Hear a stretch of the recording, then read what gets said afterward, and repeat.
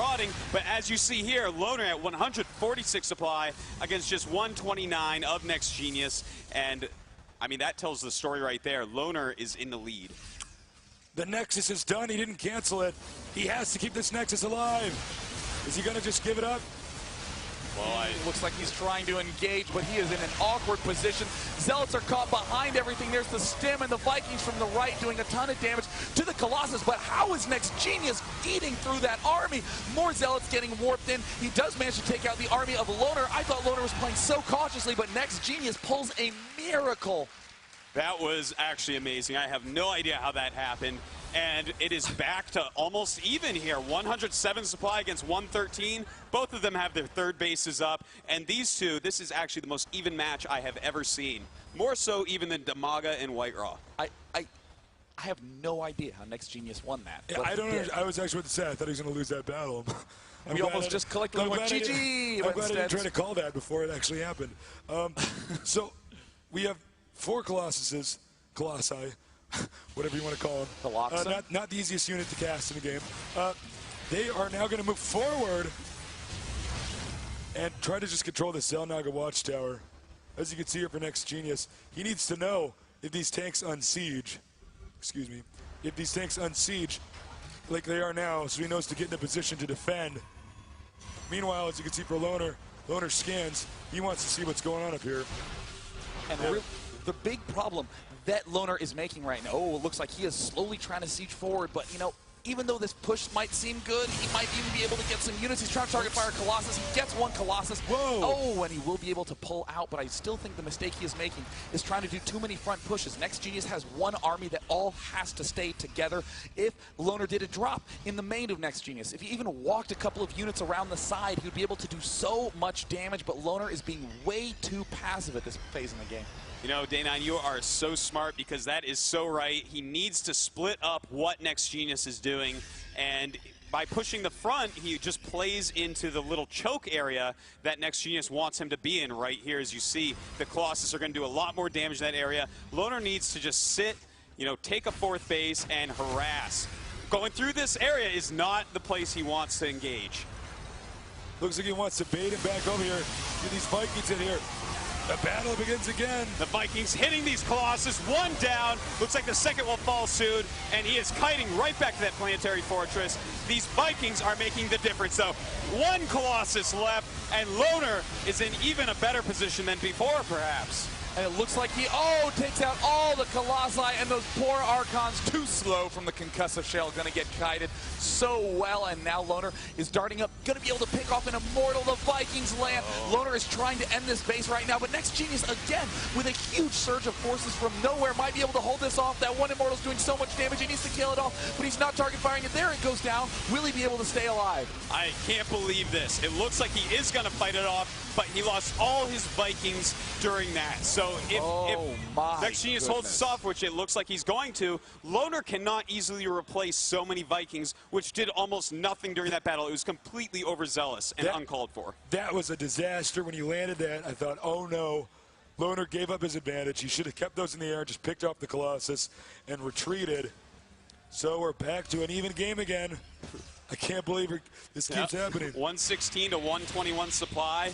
I can't believe it. These guys, they do so well to outplay each other and then throw away the advantage attacking in. What else can I say? It seems like Loner every game has at least one Leroy Jenkins Marauder.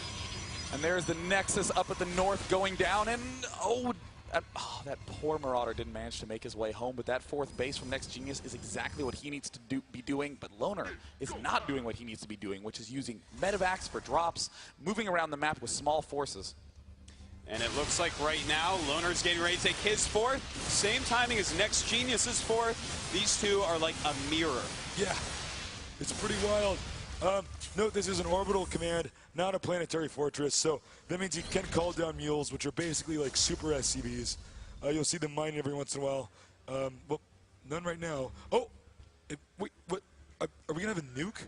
There is a nuke. There's a finish. nuke building. Nick. There it is. Oh my God! Yeah, And it's a nuke. There's a big confrontation going on in the middle by the left Zelnaga Watchtower. Big EMPs taking all those units out. It looks like it's going to be an even trade unless he can take out these Colossi, but without any Vikings at all.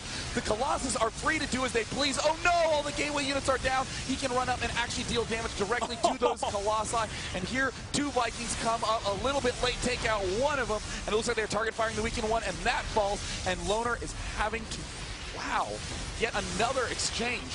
This is absolutely crazy. They keep trading battles, and as these Marauders walk up, the Vikings can do even more damage to these expensive Colossus units, but he is targeting with Stalkers on them, so he's trying to clean it up, and again, I don't know how this is happening, but 96 supply against 99 supply. These guys are exactly the same skill level. I feel like I've been watching 2 men punch each other for several days straight.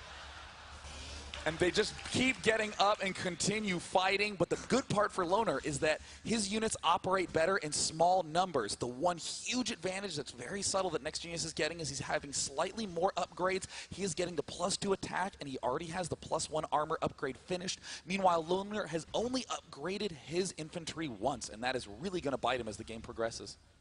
And it looks like right now he's upgrading Templar starting energy. Now what that's going to do, that signals that we are going to see NEXGenius transfer into High Templars and use a lot of Sidestorm that we saw win him that last game. So when he switches tech like that against mostly Marine Marauder Viking unit composition, the Sidestorms are going to do wonderful.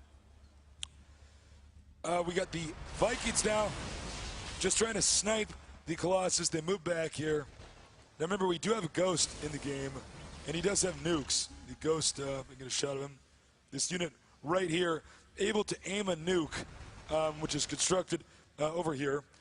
And I'm really curious to see what his strategy is going to be. And oh my God, Nick, your prediction at the start of the game was dead on. Go to the APM tab. NEXGenius's average APM this game has been 265, and Loner, with a no less impressive 200 himself, is now moving on to the right side, trying to siege up these tanks by the Zelnaga Watchtower. Loner is moving to the right now because he has an expansion below him. He needs to move this way to protect it, and there's the scan. He sees some free buildings. NEXGenius is trying to get his army in a good spot, and oh, there's a nuke. He's going to try to bait the army for it. It looks like NEXGenius sees it. NEXGenius, no, does not see it. That is not what you want to be doing right now. Will he get the nuke down? Will it actually land? He's storming. Oh, he takes it down. Denied. He killed the Ghost before then. Completely crazy planning, but that is not good for Loner. Look at this. So many units coming up, but will he engage the planetary? He might lose his entire army if he does, but it looks like, oh, he's going to send 3 Zealots down and find this 4th base. Probably going to kill a lot of SCVs, and this is really going to stretch Loner thin. Oh, no, look at those 3 SCVs at the bottom right, already starting to wail away at those SCVs. NEXGenius has slowly pulled ahead. This mix of Zealots, Immortals, Colossi, and Templars posing too much of a problem for Loner, and now it's swinging around to this left side. Let's see if Loner can pull yet another miracle. Oh, here comes the huge push right now, trying to kite all of those Marauders back.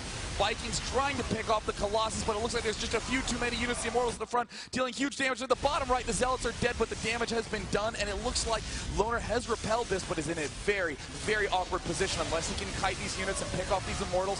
Few of the Immortals do fall. He's starting to chew through those units at the front, and is he actually going to kill another army?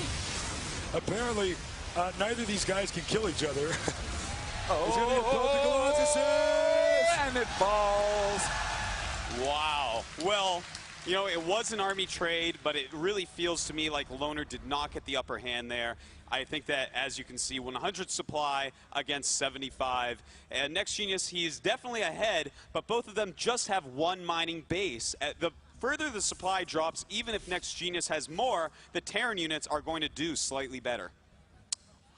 As you can see, go to the left side of the map. He built an engineering bay here. He really doesn't want him to expand. This blocks the Nexus from being here as long as this engineering bay is present. This is very common at the 2-minute mark in Terran vs. Zerg, but we are at the 32-minute mark, so just reminiscing a little bit.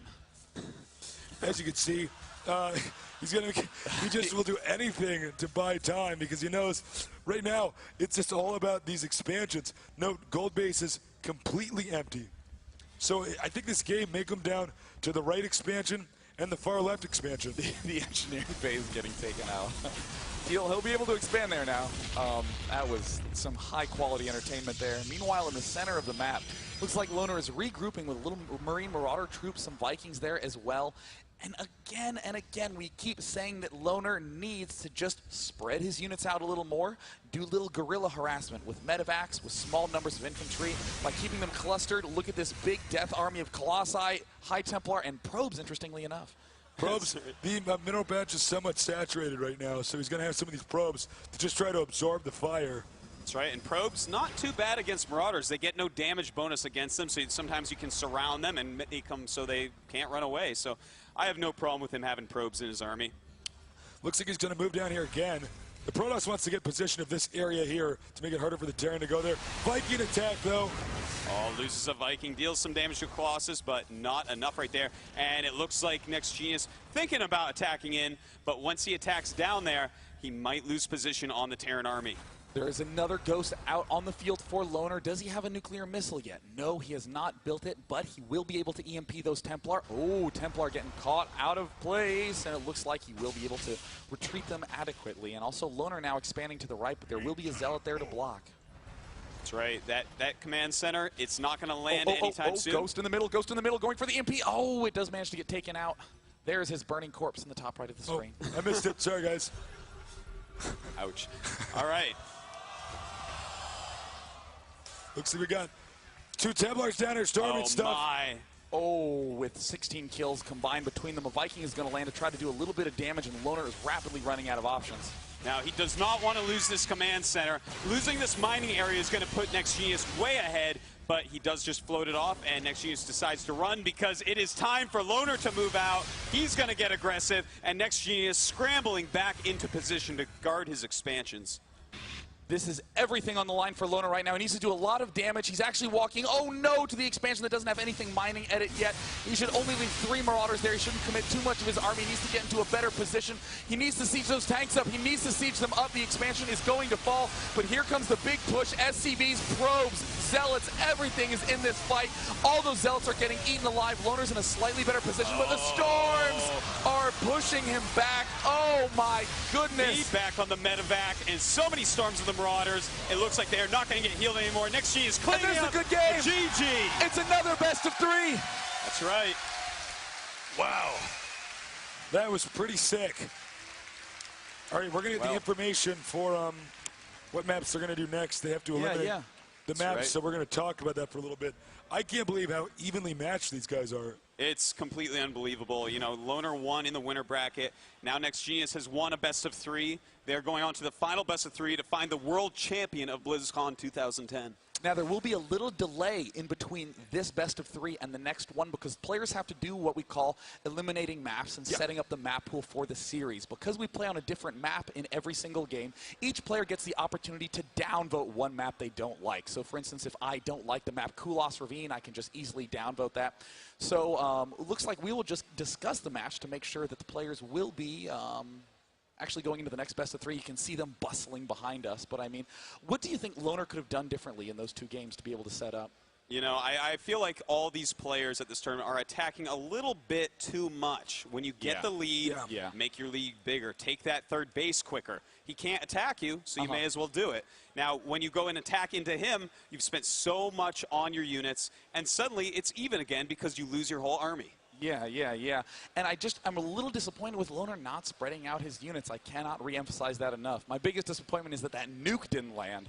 That would have been something special. That would have been, you know, nuking him, baiting his army in. If he had landed that nuke, it would have been a different game. It would have taken out at least 3 Colossus, and being such an expensive unit, when that game went so low economy, I think Loner definitely could have won if that had landed. Absolutely. Well, one thing you want to do when you're eliminating maps is you want to say, what map am I the weakest on?